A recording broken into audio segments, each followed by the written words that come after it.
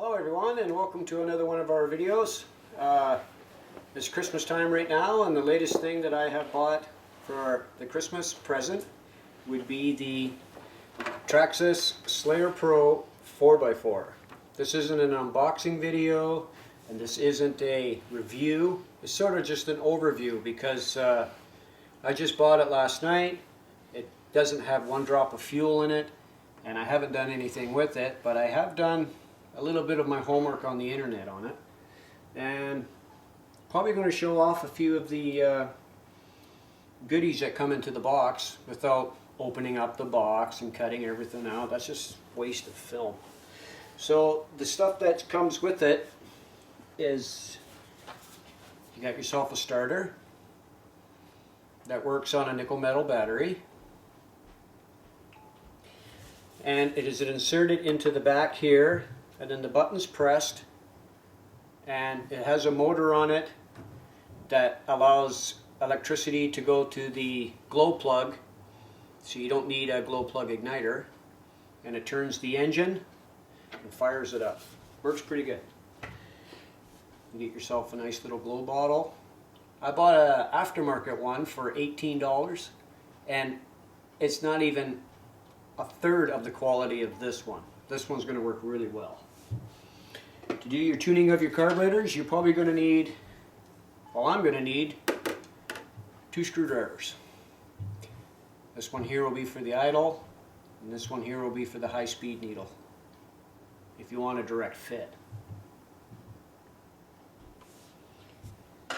Before you take out your car, I read that it's a good idea to Loctite your nuts on, because I've heard one guy actually lost his tire. Well, he was driving around, so I use Permatex Loctite, the blue. Never have an issue with it, and it's nice and neat to work with. And when you're firing up the motor, you want to keep an eye on those temperatures, especially today for us because it's raining out and it's winter time. I like to use the Raytec. It does Fahrenheit and Celsius, and I bought it off the Snap-on truck. Nothing's too good. Have yourself a flashlight so you can get right in there, see what you need to see. It's worth its weight in gold unless it's a sunny day. You get an additional glow plug. After your run-in time of your 5 tanks of fuel, 6 tanks of fuel, it is recommended that you change your glow plug because it's going to get fouled. After every hour of use with your car, you're supposed to wash your filter, and after every 5 hours of use of your car, you're supposed to clean out the inside filter. It's a 2-stage filter. It's like a dirt bike. You clean the outer one out with soapy water, or if you're in a pinch, just use your Nitro fuel. Wring it out, you're good to go. They were nice enough to give you an extra one because they don't stop stressing it in the manual. And they give you extra body clips.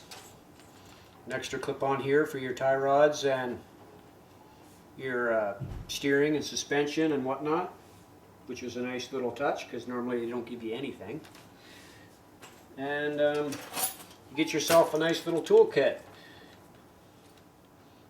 A lot of the stuff on it is 5/16, 8mm, and 10mm. You can just bring a socket set if you want, but this is good for when you're out there in the field. And for my fluid, I'll be using Traxxas Top Fuel 20%. Sounds like a commercial, doesn't it? I only use Traxxas because that's all they had. I think one fuel's the same as the other. Some may disagree. The other goodies that come with it is this controller. What's the range on it? How well it works? No clue. No idea. But I need to put a Spectrum receiver in it because I want it to work with this controller that I use all my RCs with. To give you a size view of what this vehicle really is, I don't have my Wraith here today, but it's about the same weight as my Wraith, which is about 8 to 10 pounds. But I did bring a couple of my other little buddies, and I got my little Summit here. And if I put it right up to the back, give you a nice little view like this. That's the size of it is to a 1/16 scale. And that gives you a good idea there. And if you want to know what it was for 10th scale, I got my SEX 10 here, my honcho, which the tires are the exact size as those tires. So they're 1/5, right? So when you hold it up like this, ass end to ass end, and if you put it on the top, it gives you an idea.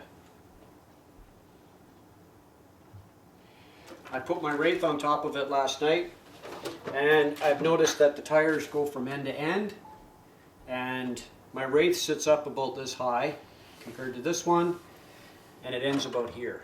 So that gives you a good indication of that. We're going to be taking off the lid now and showing you the inside. Now for a little bit of story time.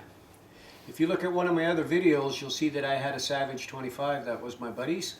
He was doing 25, 35 foot jumps with it, and he came down right on the wheel just like this, and he ended up snapping off everything in the front end. His wheel was just like hanging there. So he asked me if I could rebuild it for him, and I did, but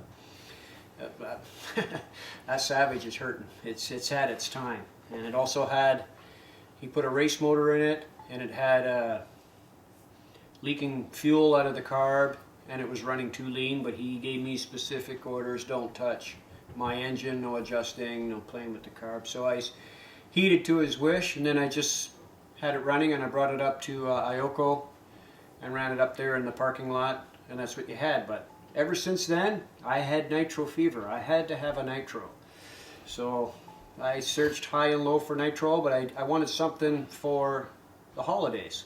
And in this neighborhood, not too much to choose from. You got, I would prefer to have a low C XXL, or maybe the HBI Truggy with the 4.6 engine motor. Well, they don't have either one of them here, so all they had left was a Revo. They had a Savage, they had a Jado, and they had this. Well, I wanted something with 4x4 capability that could go off-road and be in my budget. So what I came up with was, this was the choice right here. And this is what I ended up buying. And I haven't used it yet, but hopefully it's going to be idiot proof. I bought it because this is my first nitro, and I wanted something that isn't like too complicated to use, because fail's not an option.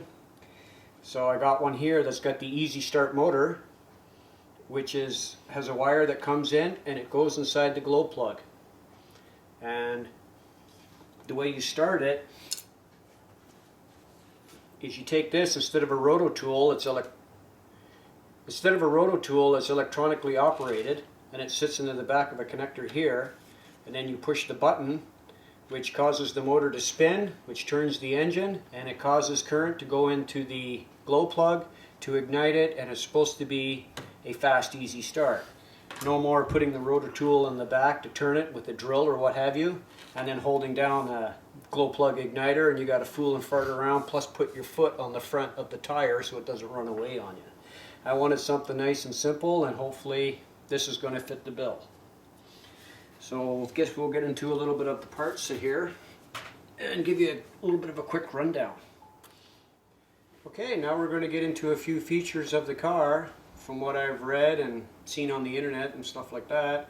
And I've got a couple views on it, I guess. This car will do 50 miles an hour, so they say. I'm just going to lift it up here and do a little tour. It's got the TRX 3.3 cc motor in it. It's got anodized shocks in it, the big bore shocks, that has 30 weight oil in it from the factory. But a lot of the bashers and the jumpers, they say to put in 50 weight oil in it. It's lacking a sway bar in the front, and I'm not sure if there's one for the rear or not, but there's a kit you can get for the sway bar, and it's supposed to give you 30% more better handling. The other drawback of the car is the A-arms here. You can purchase them from Revo, which are extended A-arms, and it makes the stance a little bit wider, because this car in its present state, if you are flying down the road and you decide to take a hard corner, you have to slow right down or the car will get up on its end and it will flip end to end to end, especially on asphalt. If you're on loose dirt, it seems to work a hell of a lot better. Let's see, what else can we talk about here. It's got a 2-stage air cleaner in it, and this filter here should be changed after every hour of use, cleaned in soapy water, re-oiled. You can see the oil on my finger. Re-oil it and put it back on. You're supposed to do it after every hour of use, even on engine break-in or just idling, anytime. The other filter here should be changed every, can you see that?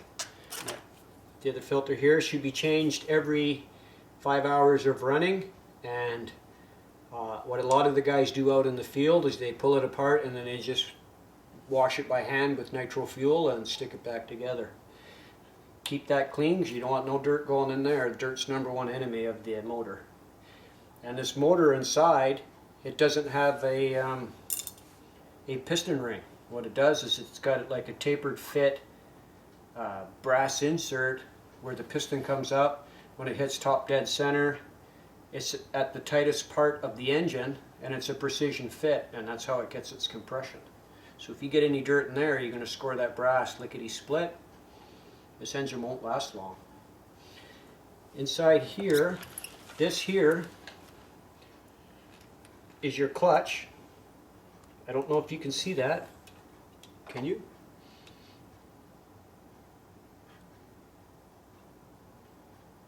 Inside here is your clutch, and it's got a slipper type clutch in it, and I believe it can be adjusted.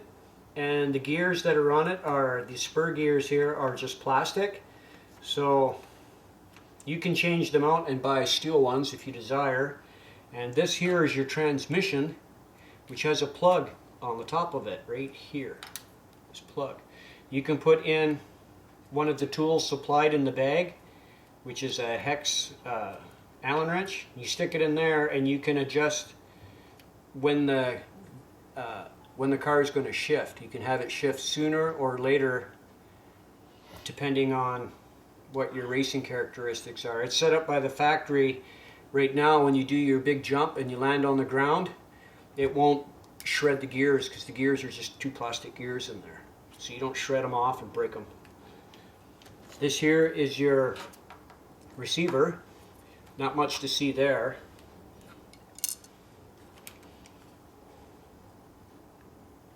And where it gets its power from is underneath. So if I turn it around like so, if you take off this screw and this screw, inside it will take 4 AA batteries, or you can buy yourself a rechargeable battery pack and stick it in there. And it's pretty well covered all the way around under here. It's got plastic drive shafts. I don't know, I've had bad luck with plastic drive shafts. I don't know if you can get aftermarket metal ones or not, but if you can, it's going to be on this. And right here, this is your brake. Right there, that's your brake disc, your rotor. And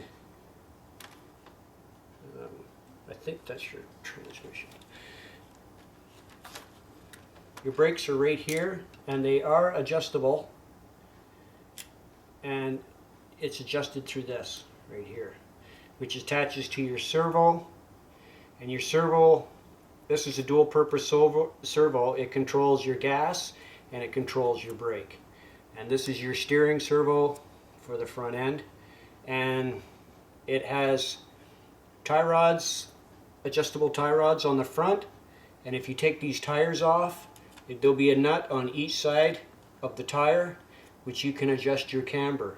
From the factory, it's set up the way it's supposed to be, but if you're ripping and tearing and constantly working on it, well, you need to figure out how to adjust that up. As soon as you disturb it, you're on your own type thing. And the pipe in the back here is a tuned pipe specifically made to accommodate this engine. And it comes with a 150 millimeter gas tank, which is supposed to give you extended time. We're going to see about that. And you can fill it up when the cover's on. You pull on this O-ring and you can fill up the fuel tank with the cover still on, which is a nice feature. I think that pretty much wraps up the car here. Let's take it out for a boot in the rain and see how it really works.